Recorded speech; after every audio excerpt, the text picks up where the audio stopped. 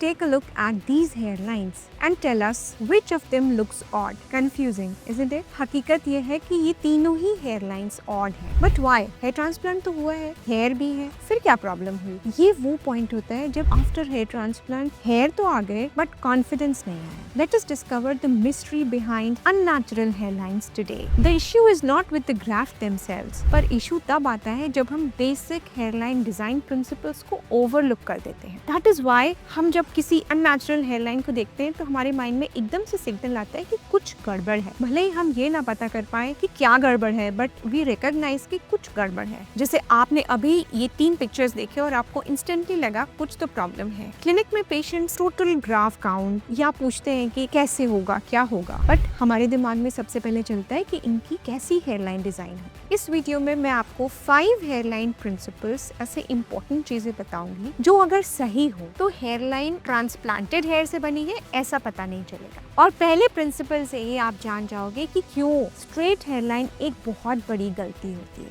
Comment में आप जरूर बताइए कि आपने कोई अननेचुरल हेयरलाइन नोटिस की है क्या. In order to design a hairline, facial proportion rule first, which is a foundation rule. Hairline face के हिसाब से डिजाइन होती है, ट्रेंड के हिसाब से नहीं. जैसे आप चश्मा बिना फेस पे लगाए खरीद नहीं सकते, हर ट्रेंड के चश्मे सबके ऊपर अच्छे नहीं लग सकते, ऐसे ही हेयरलाइन आपके फेस के हिसाब से डिजाइन होगी. एक बहुत कॉमन मिस्टेक है too low and straight hairline, जिसमें पेशेंट बोलते हैं डॉक्टर हमको ये एम वाले कॉर्नर्स नहीं चाहिए. बट आप देखो स्ट्रेट हेयरलाइंस फीमेल्स की होती है और अफ्रीकन या अफ्रीकन अमेरिकन पीपल की होती है. In our part of the world plus Caucasians, हम लोगों में मेल्स में थोड़ा सा एंगल होता है which is very natural. But you know shape से भी ज्यादा एक और चीज मैटर करती है. So never go for a very straight hairline. Please don't forget to press the like button if you find this information valuable. Hi, my name is Dr. Preeti Saraswat. I am an American board certified hair transplant surgeon working at Saraswat Hospital, Agra. Do not forget to subscribe this channel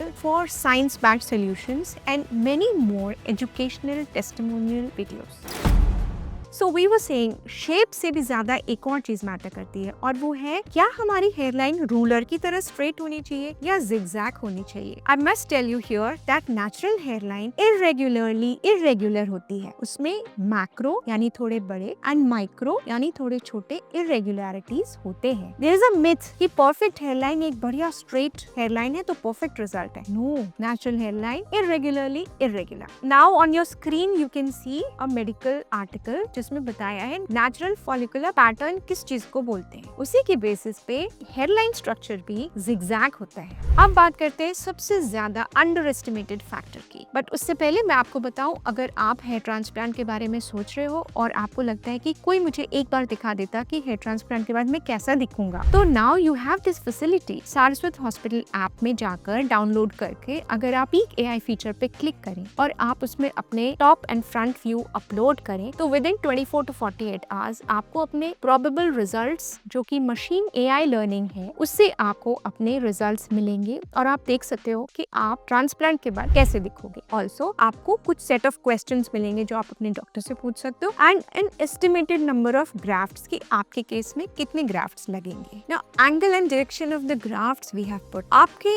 grafts किस direction में grow कर रहे हैं, उनका angle क्या है, this is very important. We have seen patients जिन्होंने कहीं ट्रांसप्लांट कराया एंड कुछ बाल ऐसे ग्रो कर रहे हैं कि जैसे ही आप कोम करना स्टार्ट करते हो instantly you feel there is some problem with the hair. They can not be combed in a particular way. But angle भी तभी बढ़िया काम करता है जब डेंसिटी भी अच्छी हो. If you are suffering from hair loss and you want to book a consultation with us, इन नीचे दिए नंबर्स पे आप अपने फोटोज व्हाट्सएप कर सकते हैं या आप हमें कॉल करके कंसल्टेशन बुक कर सकते हैं. So the truth is high density always does not mean natural results. There is a specific strategic zone planning कि हमें किस जोन में किस डेंसिटी में हेयर रखने चाहिए जो बेस्ट कवरेज देंगे. जितने ग्राफ्ट्स अवेलेबल हैं उसमें हमारा बेस्ट लुक होगा. यहाँ तक वीडियो देख लेने के बाद अब आप बताएं कमेंट सेक्शन में कि आप नंबर ऑफ ग्राफ्ट्स को ज्यादा महत्व देंगे या हेयरलाइन प्लानिंग पर. एंड यू नो व्हाट, अब जिस प्रिंसिपल को हम डिस्कस करने वाले हैं वो सबसे ज्यादा इमोशनल फैक्टर है. जब भी पेशेंट हेयरलाइन डिजाइनिंग की बात करते हैं तो बोलते हैं डॉक्टर जैसे मेरी पहली हेयरलाइन थी, कभी कभी कोई अपने टीनेज का फोटो भी लेकर आते हैं कि जैसे इसमें मेरी हेयरलाइन है, मुझे वैसी हेयरलाइन दे दीजिए। नाउ द थिंग इज, हमारी एज बढ़ेगी ही, उसके साथ नेचुरल हेयरलाइन में हेयरलाइन थोड़ी सी रिसीड होना बहुत नॉर्मल है। जब हम हेयर ट्रांसप्लांट करते हैं तो वो वाले हेयर रिसीड यूजुअली नहीं होते, तो हम एक मैच्योर लुक की हेयरलाइन देना सभी को चाहेंगे, जिससे कि उनकी हेयरलाइन जब वो थोड़े बड़े हो जाएं तो वो